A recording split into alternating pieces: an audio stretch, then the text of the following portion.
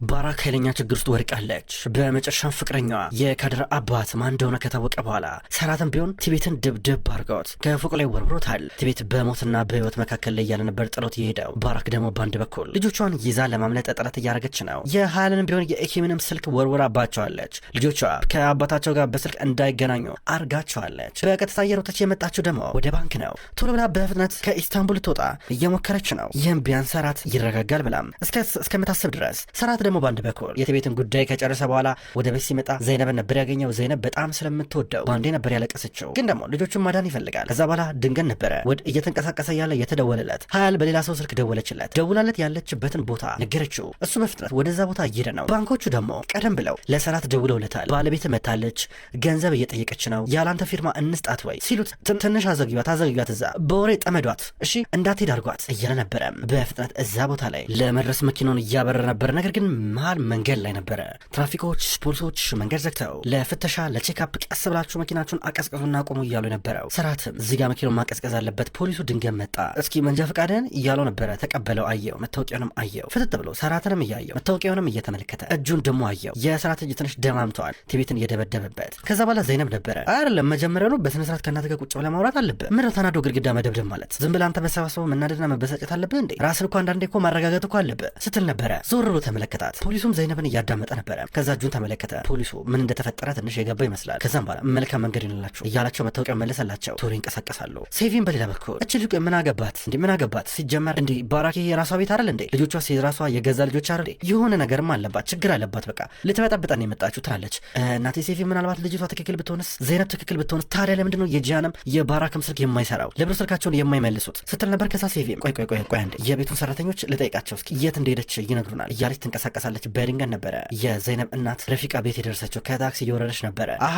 የቀረሹ ደግሞ አንቺ ነሽ አይደለ? ለምን አጠቃላይ ጎረቤቶቻችሁን ዘመድ አዝማዶቻችሁን ሰብስባችሁ እዚህ አመጡም ስትል ነበረ። ረፊቃ ምን ነው የምትይው ብላ ትመለከታታለች። ወዲያው ነበር ሴቪም ዞር ያለችው። ከዛ አዝራም እየተከተለች ነበር። አዝራ ቆይ አንዴ አንቺ ግን ለምሮ ከልጄ ዞር ማትይው? ከልጆቼ ራቁ ባካችሁ፣ ልጆቼ ችግር አትፍጠሩብኝ። በቃ ይኸውልሽ ባልሽ እንደፈለገ ማድረግ ትችያለሽ። ቤት ውስጥ ምን እየተከናወነ እንዳለ አላቅም፣ ነገር ግን ከልጄ ራስ ውረጂ ብላ ትዞራለች። ከዛ አዝራ ምን ሆና ነው ሴት ብላ ራሷን ስትጠይቅ በድንገት ተደውለላት። ሄለው የምን ጣቢያ ምን ያደርጋል ጣቢያ ምን ሰርቶ ብላ እየጠየቀች ነበር። ጂያ እንደታሰረ ተነግሯት በቀጥታ እዛ እንድትመጣ ተጠርታለች። በሌላ በኩል ባራክ አሁንም ቢሆን ባንክ ቤት ነው ያለችው። ባንከሯ ገንዘቡን በተደጋጋሚ ነው የምትቆጥረው። በእርግጥ በርከት ያለ ገንዘብ ነው ባራክ የጠየቀችው። እንደዛም ሆኖ ግን ባንከሯ አውቃ በተደጋጋሚ እየቆጠረችው ነበረ። ምድረው ከቅድም ጀምሮ ስትቆጥረ የነበረው ትላታለች። ማሽኑ ትንሽ ተበላሽቷል፣ ድጋሚ ቼክ ማድረግ አለብኝ፣ እያሳሳተኝ ነበር፣ ለዛ ነው ትላታለች። አሁንም ቆጠረችና በሺ ችግር ለማትቁጠር ይኸው እንኪ እዚህ ወረቀት ላይ እንፈራረምና ልውሰድ ስትላል ነበረ። ከዛ ባንከሯ አየችውና ወይኔ የተሳሳተ ዶክመንት ፕሪንት አደረኩኝ፣ ይኸው አየሽው እንዴት እንደተሳሳተ ሌላ ላድርግ መሰለኝ አለቻት። ቀልድ ነው እንዲያሽው ስትላል ነበረ። ኧረ ወይዘሮ ባራክ ለምን እንደዛ ትያለሽ? አሁኑኑ እመጣለሁ ፕሪንት ላድርገውና ስትላል ነበረ። ከዛ ባራክ አውቀሽ እዚህ ልታዘገይኝ ነው አይደለ? አሃ ለስራ ደውላችሁለት አይደለ? ታሳፍራላችሁ ብላ ቶሎ እየወጣች ነበረ። እየወጣች ሀያልና ኢኪም ደግሞ እማዬ ደግሞ እኔ ልንሄድ ነው ይሏታል። ጥያቄ መጠየቅ የለባችሁ በሉ በቃ እንሂድ ስትላቸው ነበረ። እማዬ እኔ ግን ሆዴን እያመመኝ ነው ትላለች ሀያል። ኢኪም ደግሞ ከኋላዋ ነበረች። ከዛ በኋላ ሰራት ጋር እንደደወሉ የሚያሳብቅ ነበር ፊታቸው። ከዛ ወቀችባቸው። ሰራት ጋር ደወላችሁ አይደለ? ትክዱኛላችሁ ብዬ አልጠበቅኩም ነበረ፣ እኔ አላምንም ስትል ነበረ። እማዬ የገዛ አባታችን ጋር መደወላችን ምን ሆኖ ክህደቱ አልገባኝም፣ ምንም አልገባንም ይሏታል። ምን ማለት ነው? እኔ አላምናችሁም ማለት ነው? የምትወዱኝ ቢሆን ኖሮ ታምኑኝ ነበረ ትላቸዋለች። እማዬ እናምንሻለን፣ ነገር ግን አባዬ ስለዚህ ጉዳይ ይወቃ ቢያንስ እናሳውቀው፣ ይሄን ይጨነቃል እኮ አንድ ጊዜ ንገሪዋ ስትላል ነበረ ሀያል። ከዛ እሷ እንግዲህ የምትወዱኝ ከሆነ መኪና ውስጥ ገብታችሁ ትሄዳላችሁ ብላ መኪና ውስጥ ገባች። ኤኪም ፈጥና ገባች። ሀያል ተፈተነች። ቶሎ ላይ የእናቷ መኪና ውስጥ ገባች። ከዛ ይዛቸው ስትሄድ ነበረ። ብዙም አልቆየም ሰራት ባንኩ ጋር መጣ። ወዲያው ነበር ከመኪናው ወርዶ ሲገባ የባንክ ቤት ማናጀሩ አገኘው። እኛ እንግዲህ እሷን ለማዘግየት የቻልነውን ነገር በሙሉ አድርገናል፣ ነገር ግን በግዴታ እዚህ ልናቆያት አንችልም፣ በመጨረሻም አወቀችብን አለው ማናጀሩ። ከዛ ሰራት ተናዶ እየወጣ ነበር። ዘይነብ ደግሞ ምንድን ነው የሆነው ነገር ትለዋለች። በመጨረሻም አወቀችና አመለጠች ይላታል። አሁን የት እንደሚፈልጓት ራሱ አያውቁም፣ ግራ ገባቸው። ከዛ ስልክ ተደወለለት። አቶ ሰራት የሚስትንና የልጆችን ስልክ ተጠቅመን አድራሻ መፈለግ አልቻለም፣ ስልኮቹ በሙሉ ተሰባብረው ተጥለዋል፣ ጠፍተዋል ሲሎ ነበረ የደወለለት ሰው። በልበቃ ለፖሊስ አሳውቅ፣ እሺ ለፖሊስ አሳውቅ፣ ልጆችን ይዛብኝ ጠፍታለች፣ ቶሎ ትፈልግ እያለ ነበር ሰራት። ድጋሚ መኪና ውስጥ ገባ። ምን እንደሚያደርገው ግራ ገባቸው። በአንድ በኩል ደግሞ ጂያ እንደታሰረ እየተነገረው ነው። ቲቤትን ደብድበሃል ተብሎ ሰራት ደነገጠ። ወንድሙን ፖሊስ ጣቢያ ለማየት እየሄደ ነበረ። ረፊቃ በሌላ በኩል ካደር ለማረጋጋት እየሞከረች ነው። ይሄን ይወድ የብርቱካን ጭማቂ አመጣውልሽ ጠጪ እያለቻ ነበረ። ካደር እማዬ አትወደኝም፣ ማን ነው የሚወደኝ እኔ እያለች እየጠየቀቻ ነበረ። ሸወደችኝ፣ አብረን እንሄዳለን ብላ አታለለችኝ ትላታለች። ረፊቃ እዚህ ጋር የሆነ አንዳንድ ታሪክ እየፈጠረች እሷን ለማዘናጋትና እንድትረሳው ለማድረግ እየሞከረች ነው። በድንገት ሰራተኛ ስትመጣ አብራት እያወራች ነበረ። ከዛ ምግብ መስራት ጀመሩ። ሊጥ እያቦኩ አብረው ጣፋጭ እየሰሩ በዛው አዘናጋቻት። በሌላ በኩል ጃን ታስሯል። ድንገት ጠበቃው መጣ። አቃቤ ሕጉ ይመጣል። በቅርብ ሰዓታቶች ውስጥ ጥያቄ ይጠይቃል። ጃን እንግዲህ አቶ ትቤት ያለበት ሁኔታ በጣም ከባድ ነው እና አንተን ወደ ሌላ እስር ቤት ሊያሸጋግሩ ይችላሉ እና በጣም በርከት ያለ ዓመታቱም ልታስር ትችላለህ አለው። ከሞተም ደግሞ እንደ ነፍሰ ገዳይ ይታሰራሉ ማለት ነው ይለዋል ጠበቃው። አዎ እያለው ነበረ። ከዛ በነገራችን ላይ ባለቤት መታለች፣ ፍቃድህ ከሆነ የምትፈልገውን ሰው መርጬ ያስገባልሃለሁ አለው። አይ ሚስቴ ብቻ ትግባ እሷ ብቻ እያለ ነበረ። በውጭ በኩል ጃን ሴቪምና አዝራ መጥተዋል። ሴቪም እያለቀሰች ነው። ጃን ያባብላታል። እማያታልቅሽ በቃ ጃን ጠንካራ ነው ምንም ይወጣል እያለ ነበረ። አዝራ በአንድ በኩል የባሏ የጃን መታሰር ቢያስደስታትም ሙሉ ታሪኩን ደግሞ መረዳት አለባት። ምክንያቱም ብዙ ተደስታ በኋላ ወሽመጣ ቆርጥ እንዳይለባት። ምክንያቱም እሱም ቢሆን እጁ ላይ ማስረጃ አለው። እኔ ችግር ውስጥ ከገባው አንቺም ችግር ውስጥ ትገቢያለሽ እያለ ያስፈራራታል። ከዛም በኋላ ድንገት ጠበቃው መጣና አንዳችሁን ማየት ይፈልጋል አላቸው። ሴቪም እኔን ነው የሚፈልገው ልግባ ስትል አይደለም ወይዘሮ አዝራን ባለቤቱን ነው የሚፈልገው ብሎ ነገራቸው። ይህን ጊዜ ሴቪም ተረጋጋች። እሺ እኛ ግን ሁላችንም እዚሁ እንጠብቅሻለን በቃ ከነገረሽ እኛም እንገባለን አለቻት። አዝራሽ ብላ ወደ ውስጥ እየገባች ነው። በድንገት ሰራትን መጣ። ሰራት እንደመጣ እናቱን አቅፎ እያባብላል። ዘይነብም አጠገቡ ነበረች። ሰላም እያለቻቸው ነበረ። ሴቪም ተረብሻለች። ሄዳ ተቀመጠች። ከዛ ዘይነብ እንኪ ውሃ እንኪ አለቻት። ሴቪም ልትቀበላት ፈራች። አልተከፈተም አዲስ ነው ጠጭ እንኪ ብላ ሰጠቻት። ሴቪም እየጠጣች አመሰግናለሁ ስትላን ነበረ። ከዛ ሰራትና ጃን ወደ ውስጥ ገቡ። ምን አለ ይለዋል እንግዲህ እስካሁን ድረስ ከቲቤት ጋር ትንሽ እንደተጨቃጨቀና ከዛ ቲቤት ሽጉጥ እንዳወጣበት ከዛ ስሜታዊ እንደሆነና ትንሽ እንደመታው ነገር ነበረ የተናገረው። ራሱን ለመከላከል ያደረገው ነገር እንደሆነ የተናገረው ሲሉ ነበር። ከዛ ሰራት እኔ ነኝ ያደረኩት ቲቤትን እኔ ነኝ የደበደብኩት አለው። ምን ለምን ሲባል ሲሉ ነበረ። የካደር አባት እሱ ነው ብሎ ነገሩ። ጃን ደነገጠ። እንዴት እያል ነበር። ዘይነብ አንድ በኩል ወደ ቤት ደወለች። ወደ እናቷ ካደርኒና ብላ የጠየቀቻት ነበረ። ደህና ናት ግን የእናቷ ነገር በጣም የጎዳት ይመስላል። እኔ እንግዲህ ሀሳቧን ለመበታተን እየሞከርኩኝ ነው። አትመጭም እንዴት ነው ብላ ወዲያው ስልኩን ለካደር ሰጠቻት። ሄለው ካደር የኔ ውደት እመጣለሁ እሺ ስላል ነበረ። አንቺም እንደ እናቴ እንዳትኝ ብላ ለመነቻት። ዘይነብ መቼም ነው እንደዛ የማይሆነው እያለቻት ነው። ስልኩ ተቋረጠ። አዝራ ጃን ልታናግረው ወደ ውስጥ እየገባች ነው።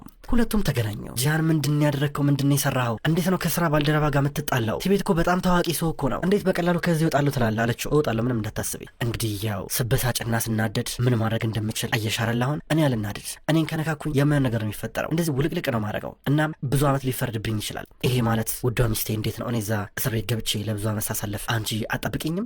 በእርግጥ ጠብቅኛለሻ ምክንያቱም ባልሽን ትወቻለሽ አላት። አየችው ፊቷ ላይ ግማሽ ደስታ ይታያል። ግን ደግሞ ኧረ በእናትህ አንተ አታስጨንቀኝ፣ በእናትህ አታስጨንቀኝ። እሺ ቢያንስ ቅጅ ቤት ነው ያለው እሺ ንገረኝና ላጥፋው አለችው። እሱም አይጠፋም እሱ ከህይወቴ ጋር የተዋሃደን የኔ ፍቅር፣ እኔ አንድ ነገር በሆን የምተማመንበት መተማመኝ የኔ ውድ እያላን ነው። በጣም ፈራች። ከዛም ከዚህ እስር ቤት ለመውጣት አስቸጋሪና ፈተና እንደሚሆንበት ይነግራታል። አሁንም አዝራ ፊት ላይ ግማሽ ደስታ ይነበባል። እሱም ቢሆን ይህን ያነበበ ይመስላል፣ ያወቀ ይመስላል። ጃን የባራክና የቲቤትን ነገር በጭራሽ ገምቶትም አያውቅም ነበረ። ቲቤትና ባራክ እንዴት ሆኖ እንዴት ሊሆኑ ይችላል? እንዴት ሁለቱ እንዴት ቆይ ሲለው ነበረ። ጃን ይነገረኝ አለው። ጃን በምን አወቀ ሲለው ነበረ። ጠርጥሮ ነው እንግዲህ ላለፉት ቀናቶች ሲጠራጠር ነበር። በራሱም የዲኤንኤ ምርመራ እንዳደረገ ነገረኝ እና ውጤቱም የሚያሳየው ፖዚቲቭ እንደሆነ ነገረኝ አለው። ጃን ይህን ነገር እንዳወቀ ታዲያ ለምን ቶሎ ነገር አለው። ምን አንተ ተደብቀኝ ነበር እንዲ አለው። ሳይሆን እንደዚህ አይነት ግጭት እንዳይፈጠር ቅድመ ጥንቃቄ ያደረግ ነበረ። ረጋ ብዬ አረጋግጬ ነበር የምነግረህ። በአንድ ጊዜ እውነቱን አላፈነዳውም እያሉ ነበረ። ብቻ እኔም እንዳወቅኩኝ ለባራክ ነገራት። ባራክም ልጆችን ይዛ ጠፋች። ሀያልና ኢኪማ የት እንዳሉ አላውቅም። እስኪ እንግዲህ ፖሊሶችን ላናግራቸው፣ ጠበቃዬን ላናግረው እያለ ድንገት ጠበቃው መጣ። ጠበቃው ሲመጣ ሰራት አቶ ጂያን ያው ያለኔ ፍቃድ ምንም ነገር እንዳትል ምንም ነገር እንዳታረግ ብለዋል። ሳስበው ያለውን ነገር ገብተዋል ሲለው ነበረ። ሰራት እሺ ብሎ ጭንቅላቱን ያቀላል። ባራክ እጇ ላይ ገንዘብ የለም፣ በቂ ገንዘብ፣ ችግር ውስጥ ወድቃለች። አሁን የወንዶች ጸጉር ቤት መጣች። ልጆቿን በረጋር አስቀምጣ ደረቅ ያለ ነገር እንደ ቦምቦሊን አይነት ነገር እየበሉ ነበረ። ለምናው ባለ ጸጉር ቤቱን ጸጉር ቆራጩን ስልክ ሰጣት። ከዛ እየደወለች ነበረ። የደወለች ወደ ቲቤት ነው። ቲቤት ስልኩ አይሰራም። የሱ የግል ጠባቂ ነበር ስልኩን ያነሳው። ሄለው አቶ ቲቤት ስልክ ማንሳት አሁን አይችልም እያለ አልነበረም። አንተ የሱ ሰው ነህ አይደለ? ይኸውልህ አስቸኳይ ጉዳይ ገጥሞኛል። እሺ ልጆቼን ከከተማ ማስወጣት ፈልጋለሁ። አቶ ቲቤት ደግሞ እንደዚህ እንደሚያረጋጋለሁ ስትለው ነበረ። እኔም አውቀዋለሁ እነግረዋለሁ። ባራክ ደውላለች ብዬ ሲላት ነበረ እኮ ንገሯ ስትለው አሁን ግን ማንሳት አይችልም ይላታል። ምን ማለት ነው ማንሳት አይችልም ማለት እያለች ውስጥ ጠይቀው ታሟል፣ ከባድ ሁኔታ ውስጥ ነው ያለው፣ ከፍተኛ ድብደባ ደርሶበታል፣ በሞትና በህይወት መካከል ነው ያለው በማለት እየነገራን ነበር። ደነገጠች። እንግዲህ ያሰብሽውን ነገር በሙሉ እናደርግልሻለን፣ ግን በጣም ከባድ ዋጋ ያስከፍልሻል፣ ብዙ ገንዘብ ትከፍያለሽ አላት። ይሁን እያለች ነው እኮ ዛሬ ግን አይሆንማ ነገ ጠዋት አላት። እሺ አለችው። ዛሬ የሆነ ቦታ ቆዩና ነገ ጠዋት እያላን ነው። በአንድ በኩል ኢኪምና ሀያል በህይወታቸው በልቶት የማያውቁትን ነገር እየበሉ ያሉ ይመስላል። ኧረ ሀያል ምን አይነት ደረቅ ነገር ነው ደግሞ ዛሬ የምንበላው? ግን አንቺ ቶሎ ቶሎ ብትበይ አይሻልሽም? በኋላ ይረብሻል እያለቻት ነበር። ድንገት እናታቸው መጣች። እማዬ ለምንድነው ዛሬ እንደዚህ ድርቅ ያለ ነገር የምንበላው? አስፈላጊ ከሆነ የሚጠጣ ነገር የሆነ የብርቱካን ጁስ ነገር አንጠጣም እንዴ ብሎ ጠየቋት። ይህን ነገር ስንቴን የተነጋገርንበት ልጆች፣ እስኪ ቀስ በሉ አንድ ጊዜ እንኳን ታገሱ ስትላቸው ነበረ። እማዬ ደሃ ልንሆን ነው እንዴ በማለት እየጠየቋት ነበር። እንደዛ የሚባል ነገር የለም። አንዳንድ መስተካከል ነገር ያለበት አለ። በቃ ገባችሁ? እሱ ሲስተካከል ቀላል ይሆናል አለቻቸው። እሺ ቢያንስ አባታችን ጋር እንደውላ እሱ ያስተካክለዋል በማለት ጠየቀቻት። አንደውልም አይቻልም ስትል ነበር። ቶሎ ብላ ባራክ ለምሮም አንችለው ብላ አልጠየቀች። በጣም ፈርቻለሁ እኔ እያስፈራኝ ነው፣ ሰፈሩን ላስፈርቶኛል፣ የት ነው ያመጣሽን አለቻት። ከዛ በኋላ ባራክ ሲጨንቃት እንግዲህ ይላችሁ ከአባታችሁ ጋር ትንሽ አለመግባባት ውስጥ ገብተናል። አባታችሁ በማይሆን ነገር እየጠረጠረኝ ነው ሰሞኑን፣ ለዛ ነው ትንሽ እየራቀኝ ያለው፣ ትንሽ ቀዝቀዝ ብሏል። ማለቴ እኔ ሆስፒታል ከገባ በኋላ ነው ይሄ መቀዝቀዝ የመጣው አለቻቸው። ምክንያቱም ምንድነው ብለው እየጠየቋን ነበረ። ሰራት ጃንን ሊያናግረው እሱ ወደ ታሰረበት ቦታ ቀረበ። ምን አስበ ነው እያለው ነበረ። ወንድሜ ፊትን ለማየት ራሱ አፍራለሁ፣ ፈራለሁ እና በመጨረሻ ማድረግ የምችለው ነገር ይህም ብቻ ነው እንደ ወንድም እያለው ነበረ። ሰራት አየውና አሁን አንድን ኩል ሆነናል። ይሄ ማለት ይቀርልሃለሁ ማለት አይደለም፣ ነገር ግን ነገሮችን የምታስተካክልበት እድል እየሰጠው ነው። ስታስበው ከዚህ መውጣት ትችላለህ እያለው ነበረ። ሰራት እኔ ጅን እሰጣለሁ እያለ ይናገራል። ጃን ደግሞ አንተ ልጆች አሉ፣ እኔ ችግር የለም አዝራ ብቻ ናት ያለችኝ፣ ልጅ የለኝም፣ ችግር የለም እሷን ብትሆን ትጠብቀኛለች፣ ትንሽ ዓመት ታሰረኝ። ሰራት አትንቀጭቀጭ እባክህ ሰው ሚለን ነገር ስማ ብሎ እየጠየቀው ነበረ። በአንድ በኩል ባራክ ለልጆቿ ሌላ አስገራሚ የፈጠራ ወሬ እየነገረቻቸው ነው። ሰራት ትንሽ ቀዝቀዝ ብሎብኛል፣ ይህም ደግሞ በማይሆን ነገር እየጠረጠረኝ ነው፣ እሱ ይህን እስከሚያምን ድረስ እናንተን ማራቅ አለብኝ እውነቱ እስኪገባው ስትላቸው ነበር። ለምን ብለው ጠየቋት። ከዛ እሷ በዘይነብ ምክንያት አለቻቸው። ዘይነብ ናት እንደዚህ ከኋላ ሆና ሴራ የምታሴረው ብላ ነገረቻቸው፣ እንዳያስቡና እንዳይጨነቁ። ከዛ ይሄ ጊዜ ልክ እንደ ቫኬሽን እንደሆነ አድርገው እንዲቆጥሩት ነገረቻቸው። ሰራት አምርረዋል። ጃን እባክህ ብሎ እየለመነው ነው፣ ተው ብሎ እየለመነው ነበረ። ለልጆች ስትል ኑርላቸው ብሎ ብዙ ተለማመጠው። በሌላ በኩል አሁን አዝራ በቀጥታ ወደ ጂያን ስራ ቦታ ሄደች። ወደ ሆቴሉ ወደ ጂያን ቢሮ ገባችና መሳቢያውን እየከፈተች ሁሉም ነገር መበርበር ጀመረች። የጂያን ጸሐፊ እንዲሁም ሱፐርቫይዘሯ መታ ምንድን ነው የምትፈልጊው ስትላት ዞሬ ውጭልኝ ያለቻት ነበረ። እኮ ምን ልርዳሽ ብዬ እኮ ነው ብላ ሄዳ ደግሞ ሴዴፍን ጠራቻት። ሴዴፍና እሷ ተያይዘው መጡ። ሲመጡ ምንድነው ነገሩ እየተባባሉ ኢብሩ ድንገት ሰማቻቸው። ኢብሩ ደግሞ ከሰዓታቶች በፊት ከሆነ ሰው ተደውሎላት ጂያን እንዳለሽ ከቢሮ የሆነ ካዝና ውስጥ የሆነ ፍለሽ አለ፣ እሱን አምጪ፣ አውጪው፣ ደብቂው ተብሎ እየተነገራን ነበረ።